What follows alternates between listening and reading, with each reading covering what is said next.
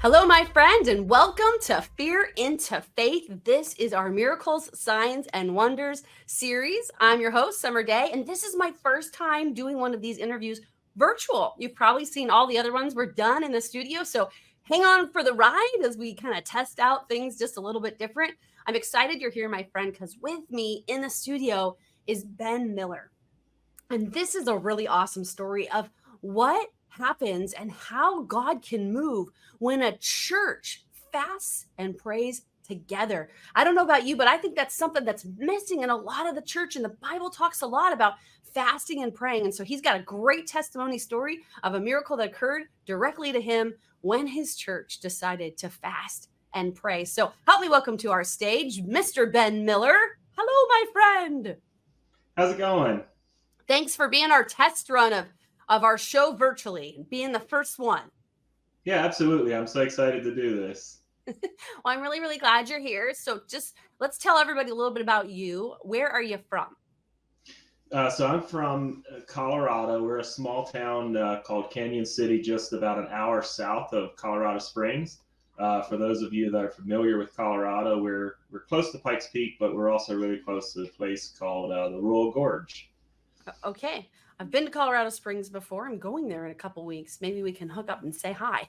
Yeah, absolutely. And what do you do? What do you do? So I'm in construction. We do portable storage sheds and garages. Yeah, so basically anything storage and detached garages.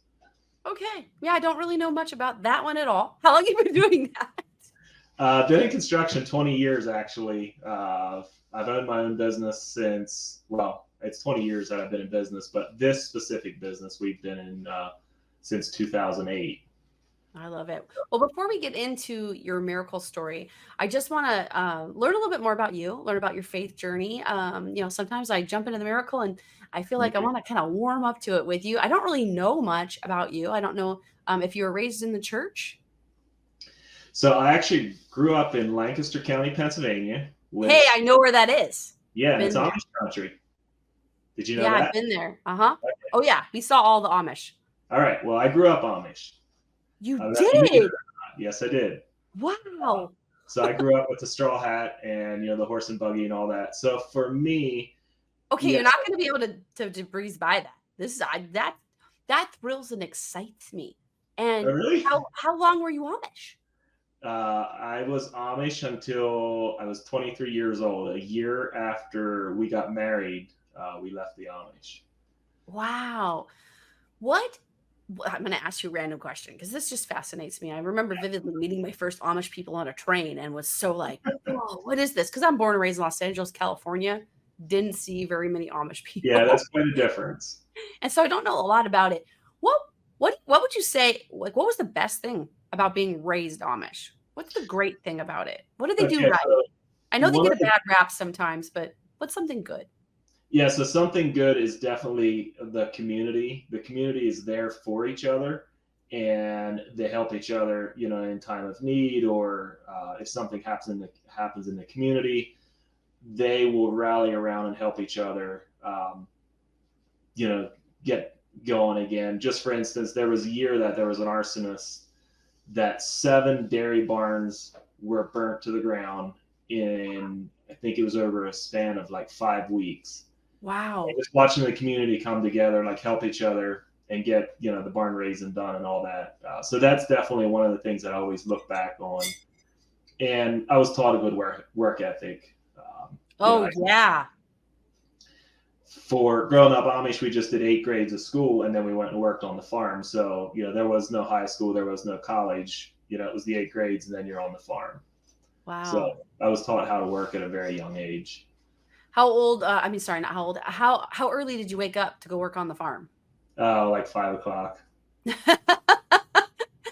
Okay, that was a so part of the 5 a.m. club, a long time ago. and you met your wife in the Amish community? I did, yes. In Was the it youth. an arranged marriage? Do they sometimes do that? No, I know there's a lot of books out that say there's arranged marriages, but no, we met in a youth group. We actually, as funny as it is, we grew up only 3 miles apart from each other, but never met each other until we joined the youth group when we were 16 years old because we were in different church districts. Okay, So so I think that's another misconception with the Amish is you just think like one small community of like 100 people or maybe 200 people. How large was this Amish community? there's a couple thousand. I really honestly don't know how many there is total, but you don't choose where you go to church. It's like you're in a district or like a boundary or whatever, or Yeah, whichever area you move into, that's where you would then go to church. yeah, That's why I've never yeah, had my wife yeah. go I to. don't know if you know this about me, but I was raised Mormon. I was Okay. raised Mormon until I was 13 years old, Oh and wow. I exact didn't know same that. thing. You Yeah. go to whatever church based on where you live, Yeah. which, I'm so glad I get a choice of going to church. I love, we go to Mercy Culture now in Fort Worth, love them. And there is something very powerful about going to church with your neighbors. Like, I feel like I've never really known my neighbors as well as I did growing up because I would see them in church. And so I knew who lived around me. I'm like, Lord, how can you create a win-win, a Yeah. win-win? So I get what you're saying about that really establishing community, right? And Mhm. the good side of all of that. So you meet your wife. Was it love at first sight? We have a very long and kind of complicated story, so yes and no. Tell me a Let's little just bit of it. Well, let's just say it like this: if anyone were to treat, I have one girl, so if a guy were to treat my daughter like I treated my wife during our dating stages, I would probably ask him to leave. So Okay, I'm just gonna say this really quick. My dad would like probably the same thing with my husband. So we have three girls. If somebody treated, I've never thought of this before. My husband was horrible at 18. He was a little heartbreaker, and yeah, he got his in the end. It's okay. I agree with you. So you do have a little bit of a story there. no, so And really to wrap it up in a nutshell is I wanted to be with her. I wanted her attention, but I didn't want anyone to know, and I didn't. So it was kind of like, yeah, and then we'd hang out for a while, and then I just completely ignore her and not pay any attention to her for a while. And soon I'd come back and be like, hey, here I am. that sounds exactly like our story. My husband kept standing me up for dates. And I'll never forget the last time he stood me up because he called me on the phone after not calling me back for 4 days. And he's like, hi. I'm like, oh, I want you to know I only answered the phone because I want you to know that I know that you're treating me like this because you're freaked out about how you feel about me. Because he was falling in love with me and I knew it, but his dad had Mhm. just passed away. So he was having a hard time. And I said, I just want you to know because I'm going to hang up this phone right now and I am never talking to you again. Mhm. Click. Guess what happened to my husband? Like within a month after that, 18 years old, he got booked to work for Neil Diamond as a lighting tech. And he flew all over the world as a lighting tech Oh with wow. Neil Diamond in a private jet tour. So kind of crazy. So Hmm. he was gone in about a year, little over a year later. He called me and he was in town. And he's like, hey, this is Marcelo. Do you remember me? I'm like, yes. What do you want? I did not care. I was not moved by any of his fame. Well, I'm glad he called because eventually, after like 6 months, I kind of decided to forgive him, and then we became friends. And then 6 years later, we ended up dating again. So kind of a crazy story. Our story is somewhat like that because I ended up dating another girl and coming back to her. I'm going to pause you right there. We're going to take our first break, and then we'll be right back right after this. Welcome back, my friend. We're with Ben Miller, and we were laughing, having a really good time because his story of how he met his wife is a little similar to how my husband and I met. And he was just telling me that he kind of was dating his wife and other girls. I'm like, oh, sounds familiar. I think that was kind of like how things were with my husband. So, how long you been married, Ben? We have been married 21 years, going on 22 this year. Wow, love it. I think that's awesome. So, you guys left the Amish community together. Did you stay strong in your faith? What happened next in your faith journey? So I'll take a step back a little bit with, like we talked about, growing up Amish. So I grew up, going to church every other week because that's church is biweekly in the Amish community. I did Uh, not know that. I thought it was church was like 3 days a week in the Amish Nope. community. No, it's biweekly, and the reason is because there's no church house, so the church is at a family's home. But then Mhm. it also gives the opportunity to go visit another church or whatever on that off weekend. Okay. So I grew up knowing that there is a Jesus, that there is a God, but in the Amish community, we didn't grow up knowing that we can be saved. So it was a very works-based, like, we had the whole list of rules: do this, do that, don't do that. I could go on for days. So part of our journey of leaving the Amish was like starting to actually experience who God is, and that God is real, and that we can know that we're born, we can know that we're saved. We don't just have to live every day hoping that we get to heaven. We can have that assurance that, we are saved and we will be going to heaven. So that was the transition of us leaving the Amish. That's really the reason of why we did. Yeah. Yeah. You hear a lot of horror stories. So I have to tell you, in my journey, I've learned that the Amish community is really different all over this country. Oh, yeah. It's kind of like, being born and raised Mormon in Los Angeles, California. I didn't know how different that was than some of the Mormons maybe in Utah or Las Vegas. All right. Yeah. You know what? When we toured around this country in an RV, I learned the same thing about Lutheran or Pentecostal or any of them. Actually, church buildings are run by people. Yeah. And a lot of what happens are because of the people making the rules or deciding the things. Somebody can have church hurt from a Lutheran church or a Catholic church, and whatever it is, there could be another church just 5 miles away that's Lutheran as well. Right. And they're doing things different. So I started learning the same thing, I think, about the Amish community. You hear some horror stories and some other stories, but then I've known people that had the greatest experience. So I think it's one of those, depends on where. You can't just put a label on it. Was it hard when you left? You hear horror stories of people leaving and it being really horrible. Yes, it was hard for a couple reasons. You're in the community and everybody obviously knows, okay, they're leaving the Amish or whatever. But there was a lot of guilt for my wife and I because we're changing a lifestyle. Now we're dressing different, and we're not driving a horse and buggy anymore. Now we're driving cars, and some of the Amish will practice excommunication. So there's some places that they wouldn't do business with us or whatever because we left the Amish community.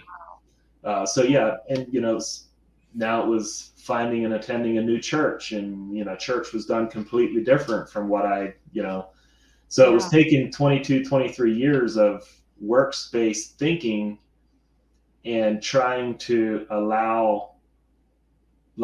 start to believe in more of a grace-based thinking, so yeah, it was definitely hard for us, but I mean, obviously I wouldn't go back for anything. Yeah. Tell me one of the biggest differences between the church you grew up in and the church you're in now. What's one of the biggest differences? Well, the biggest difference is, okay, so growing up Amish, we spoke Pennsylvania Dutch, and we would read our Bible. Okay, what's Pennsylvania Dutch? It's a dialect. So there's really no alphabet for it. I don't even really know how to explain it. But, can you speak some? Just speak some. Oh yeah, I can speak Dutch. Okay, speak some Pennsylvania Dutch. I want to hear it. Du tells net förstår vad jag sa anyhow. You won't understand. You won't understand what I'm saying anyway. So we spoke Pennsylvania Dutch, but we're in the public. We go to school. We're speaking English in the school, and then reading our Bible in German, and then the messages in church were in German. So I didn't understand everything. I can still. So do you speak Pennsylvania Dutch, German, and English? No, I cannot. I can't speak German. I can read German to some extent, but I can't actually speak it. Sometimes if I meet somebody that speaks German, I can kind of put bits and pieces together on. Got it. Yeah. Okay. That's like me. I don't speak Spanish, but I was around it so much. A lot of times if people are having a conversation in Spanish, I can get a gist of what they're doing and talking about. How interesting. So church was in German. Okay. So what's the biggest difference? So the biggest difference is obviously we didn't talk about God or Jesus much. We didn't read the Bible that much, but we still always had an evening prayer in German. But knowing, the whole thing was keep these rules, do this, do that. Yeah. and you hope you get to heaven. There was Wow. never a, I know that I'm getting to heaven. Hmm. Now, so, we're part of a Calvary church now. You're born again. You know God. You know Jesus as your personal Savior. Uh, Yeah. Biggest thing I would say now, Jesus is my friend. Oh, that's so good. I love that. When I was Amish, I was scared of Jesus because Oh, I was raised in a way, and I'm not saying it was that way for all Amish communities, but yeah. for me, if you screw up, God's just waiting to condemn you. Yeah. Wow. But now, God is love. Like we know that Jesus loves us as a friend. Yeah. So good. Okay, we should probably get to your miracle story. So let's talk about that. I know it happened in 2015. You hurt your back. There was an accident or something that happened. You want to take us to just kind of that day and where you were and who was there and Yeah, so it was in June of 2015. We decided as a family to go to a water park up in Denver. Um, it was most of my family that was living here, or my wife's family. Um, so the three of us rode up on motorcycles. The rest went in a vehicle, and it was just a day of going for breakfast, hanging out as a family. yeah. But shortly after lunch, I'm coming down a water slide. It was one of the water slides that you're on a mat. Hmm. And as I'm coming down the slide, of course, I'm competitive. I have a few competitive kids. So, who can get down fastest and all that. Needless to say, I came off the mat. And as I'm coming down the water slide, I could feel like the joints of the water slide where they're put together on my back. I could just feel each one. It was weird. And I came off the water slide. I was like, something doesn't feel right in my back. Hmm. But it wasn't anything that, it just, I knew something was off. Mm-hmm. And then in the next few weeks after that, I started getting this excruciating pain on my right side, which is my sciatic nerve and like lower back pain. Mm-hmm. But I knew it came from the water slide. Yeah. So then what happened? So I dealt with that. I dealt with the pain for. Well, I'm the kind of guy I always think something's going to go away. You don't need to take care of it; it'll go away. Oh, I just realized we're at time. We're going to take a break. All We'll be right. right back. We'll get right back into the next part. Welcome back, my friend. Okay, I promise you, we're getting into the miracle part of Ben's story. If you weren't paying attention, he was at a water park having a great time with his family, and then just could tell something got off when with the way his back was hitting the water slide. And then a few weeks later, he started having a lot of excruciating pain, sciatica pain, stuff like that. I think that's where we left off, Ben. And then what happened? Yeah. So I'm the kind of guy. I think things will just get better. So I let it go. Probably a year. I dealt with the pain. Um, but I couldn't sit properly. Road trips were a nightmare. It was hard for me to sleep. So I actually slept most of the nights on the couch, which was hard for our marriage because, Yeah. that separation. But I finally did a cortisone shot. That didn't help. And went to see a few doctors, never really got any answers. But in 2017, I ended up back in Pennsylvania for my mom, and I remembered of a doctor that had put my miraculously. I was in a farm accident in 1994 when I was 14 years old, and he was a young doctor at that time, but he reconstructed my leg and all that. So through all of this, we got to talking about this doctor, and I was like, all right, I need to go see him about my back. Yeah, because if you fix your arm, you can fix your back. Right. So scheduled his flight back. It's going to be a short flight. I came into Pennsylvania on a Friday morning. I was leaving early Saturday morning. It was just a one-day trip. The whole purpose was to go see this doctor. And the Friday morning, as I'm driving to the doctor's office to meet him, to, hopefully get some answers from my back finally, Yeah. I got a call from the front office that his son had committed suicide, and he was unable to see me that day. And I was devastated because really I was, kind of, this is going to be my fix. So I wasn't able to see him, and that was Yeah. in like November. But so back home to Colorado, and not really having a plan, except they had said, maybe if I come back in spring, might be able to see him then. What's his, he takes care of stuff with his family. Wow. But the holidays came and went, and in the first week of January in 2018, we did a church-wide prayer and fasting. I think it was 5 days. And so it was the entire church was fasting, and we get together in the evening for prayer meetings and all that. So Monday night, we're there, reading scripture, praying or whatever. And then our pastor said that we're going to pray for healing tonight, because every night was going to kind of be a different topic or something different that we're going to pray for. And the night goes on, and we ended up praying for marriages.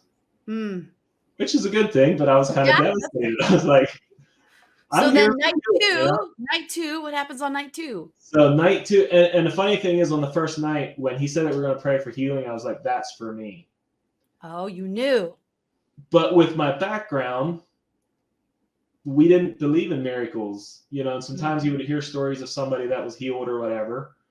But there was always, so we didn't really believe in miracles. So for me to even know that was weird. So Tuesday night, second night, we're going to pray for healing. I was the first one up out of my seat, and I was the first one up to the altar. Wow. And I had no idea what to expect. But I get to the altar, and I felt a hand on my right shoulder and a hand on my left shoulder. And the only way that I can explain is the next thing in my mind was like, why is someone putting a hot water pack on my back? Wow. Because my back got so incredibly hot. And after the bit, the pain was so excruciating, I had to go down on my knees. And as I went on my knees, I was like, I'm being healed. This is happening. I remember thinking it as I got on my knees. I was like, this is actually happening.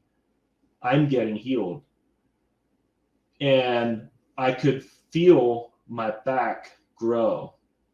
Like, it was weird. I could feel like my back is stretching. Wow. And so that happened. And I didn't tell anybody for at least 2 weeks before I talked to anybody about it, because I was like, okay, is this for real? Is this going to happen? Is this real? Well, here I am, what are we, 8 years later, and no, not 8 years. Amazing. So 6 just years later, and I'm still everything, the pain, everything instantaneously is just completely gone. Completely gone. Wow. So one day my daughter's like, you don't look like you're in pain. Did something happen to you? So that's when I started to talk about it. And now I love to talk about it, because I feel like it's God's power. It's a testimony. So good. I love to talk about it. What did people think when you started telling them that you got healed? Funny story. One of the people that prayed over me was an elder of the church. And he, for weeks, would come up to me and he's like, are you still healed? And he would ask it again and again and again, are you still healed? I'm like, yeah, absolutely. I'm healed. It's not going back. So one day he told me, he's like, I'll be 100% honest with you. That was the first time somebody was healed that I prayed for. But he's like, I just kind of went up to the front as an elder to pray because it was my duty to pray. So he's like, what happened? I didn't expect, but it's a lesson in my life to go with expectancy, not to go out of duty. That's so good. Go with expectancy, not out of duty. That's so good. Oh my gosh. I love that you shared that part of the story. I'll vividly never forget the first person I prayed for that got healed. There was a lady on an airplane. And I had just been at a Patricia King conference, and there was a lot of healing, and I was really on fire with the Holy Spirit. And we almost bonked heads in the aisleway because I bent down to get something. She's like, I'm so sorry. And she said, I'm having tremendous restless leg syndrome, and I'm trying to keep moving because it makes it a little better. And I was like, oh, I'm so sorry. Can I pray for you? And I just was like, I'm just going to pray for her. And I remember praying for her, and then we just kept talking. And of course, Jesus showed up healing parts of her heart more than her restless leg and her crying. And then like an hour later, she goes, I just realized all the pain stopped when you prayed. I haven't had any more pain, and then there's another hour. And then 6 months later, I was asking for miracle testimonies on my wall, and that's one of the ones you did. Mhm. And she chimed in and she said, what about mine when you healed me on an airplane? And it had been 6 months. And I remember going, oh my gosh, she's still healed. She had it for 20 years. Mhm. She'd had it for a really long time. So I the same as you, and I feel like I'm still sometimes, skeptical and going, "Okay, um, this is real." I got healed of seizures. I was diagnosed in, Okay. 2019, I think, with, epilepsy, and I had suffered with seizures for years. They went away for 4 years. They came back with a vengeance. COVID made it worse, all kinds of stuff, Yeah. and, at a prayer service, instantly healed, and it's been 2 years now, and sometimes still, I'm like, "Am I really healed? Is Yep. that really real?" I'm sure you got out of bed and were like, "There's no pain. Is there still no pain?" Well, we have just, like, about a minute left, and I wanna know, how did that experience really strengthen your faith?